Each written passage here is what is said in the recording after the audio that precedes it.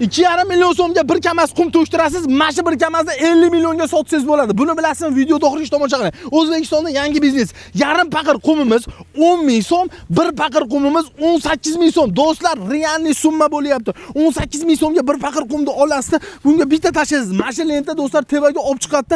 Ha shu qumingiz sizga 18 ming bo'lishiga sabab bo'ladi. Bu ko'rganlarning ya'ni gazabulon quyish biznesi bo'ladi.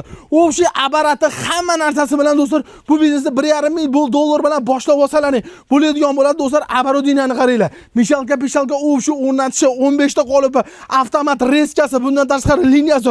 O'sha mana shu оборудование do'stlar 7 ming dollarga tayyor bo'lgan. Buni 1,5 minglik xonasi ham bor do'stlar. Imina 15 ta qolibdan bir kunda do'stlar bir marta qo'yaman siz 180 ta bo'ladi. Agar buni 2 marta qo'ymoqchi bo'lsangiz 360 ming ta. Har bittasidan do'stlar 5 mingdan foyda qoladi. Siz ya'ni qarab turibsizki, do'stlar normalniy biznes qilsangiz bo'ladi.